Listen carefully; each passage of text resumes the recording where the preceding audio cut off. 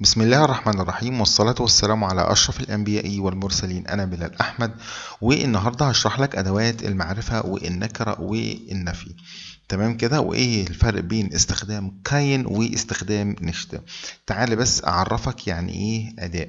لو إحنا دخلنا على قاموس اللي هو قاموس أرب ديكت وكتبنا الأب، خلاص، كلمة الأب بالعربي خالص، تمام كده، هيطلع لي هنا ديا فاتا. شايف كلمة دي اسمها أداة. هقول لك بتاعت ايه دلوقتي. طيب لو جينا كتبنا مثلا الأم، بص هيطلع لي ايه؟ دي موتا. شايف دي أداة.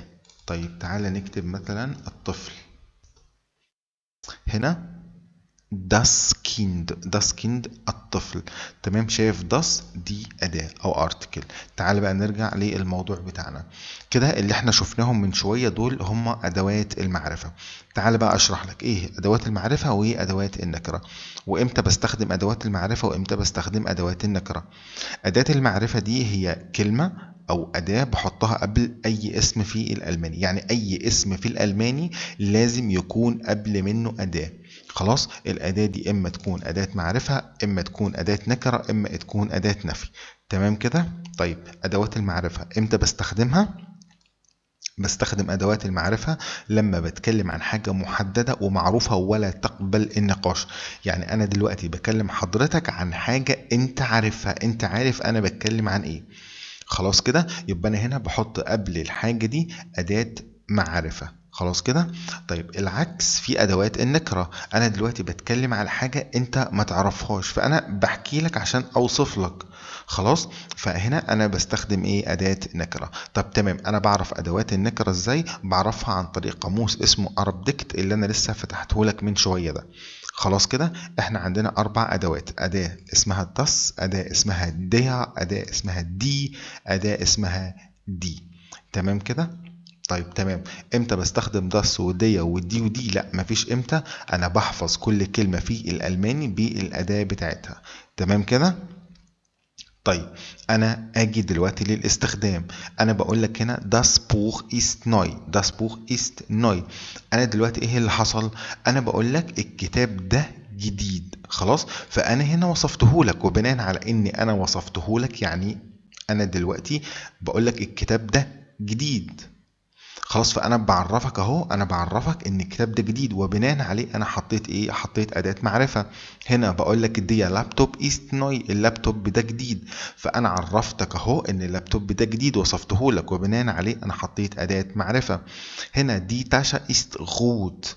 خلاص، انا هنا عرفتك ان الحقيبة دي لونها احمر، وبالتالي بحط اداة معرفة. هنا دي بيها زند نوي، الكتب دي جديدة، فأنا هنا عرفتك إن الكتب دي جديدة، وبناء عليه حطينا مين؟ حطينا الارتكل. الارتكل مين؟ الارتكل دي. خلاص كده. طيب نيجي في أدوات النكرة.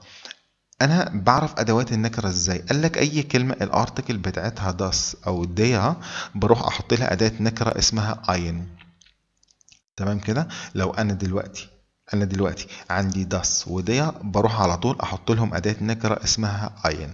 تمام كده. وعندي الدي بحط لها مين؟ بحط لها ايني. تمام. طيب انا دلوقتي بقول لك das ist ein Buch. das ist ein Buch. انا بقول لك ده كتاب، ده كتاب وخلاص. انا هنا ما حددتش الكتاب ده ايه ظروفه او ايه مواصفاته، وبناء عليه انا هنا حطيت اداة نكرة اسمها ein. طب هنا das ist ein Laptop.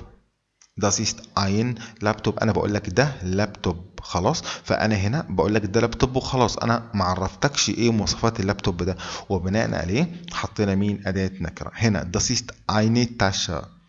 eine Tasche. خلاص، ايه اللي حصل هنا؟ ايه اللي حصل هنا؟ انا حطيت ايني. ليه حطيت ايني؟ لان انا ما وصفتلكش الحقيبة دي. انا بقول لك دي حقيبة وخلاص، ما حددتش. تمام كده، وبناء عليه استخدمنا أداة نكرة. طيب بالنسبة للنفي، النفي ما فيهوش حاجة. أنا بقول لك das ist kein Buch، ده مش كتاب. das ist kein Laptop، ده مش لابتوب. das ist keine Tasche، دي مش حقيبة. das sind keine Bücher، دول مش كتب. تمام كده. يبقى أدوات المعرفة بستخدمها لما بتكلم على حاجة موصوفة أو معروفة. أداة النكرة لما بتكلم على حاجة مجهولة بالنسبة لك. أداة النفي لما بنفي. طب تمام، في عندي أداة نفي تانية اسمها النشت. امتى بستخدمها؟ لو انت جيت لاحظت هنا ان كاين وكاين كايني كايني اصلهم كان داس ديا دي دي. خلاص كده، دول اصلهم كان داس ديا دي دي. اذا انا دلوقتي لما استخدمت كاين استخدمتها علشان اصلا الكلمات دي ليها ارتكل. طيب في كلمات ملهاش ارتكل زي الافعال، زي الاسماء، الاشخاص، زي الصفات، اعمل ايه معاهم؟ قال لك تستخدم نشت. خلاص كده، فانا دلوقتي بقول لك ايش اربايتي نشت، ايش اربايتي نشت، انا ما بشتغلش. كلمه اربايتي لو انت رحت حطيتها في القاموس ملهاش ارتكل. هنا ايش بالنشت verheiratet، كلمه verheiratet متزوج. خلاص، كلمة متزوج روح حطها في القاموس ملهاش ارتكل، وبناء عليه استخدمنا نشت. هنا ich bin nicht zu Hause، انا مش في المنزل. فايه اللي حصل هنا؟ تسو، حرف تسو ملوش ارتكل، وبناء عليه استخدمنا نشت. هنا mein Vater ist nicht hier، انا والدي مش هنا. خلاص، فبرضو استخدمنا نشت. ليه؟ عشان كل الحاجات دي ملهاش ارتكل.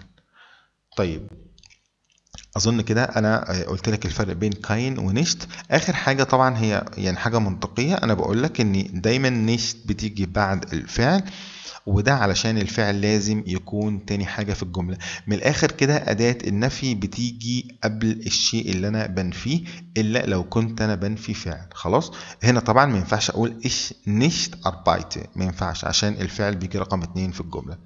طيب أتمنى تكونوا استفدتم من الفيديو ده. شكرا لكم، والسلام عليكم ورحمة الله وبركاته.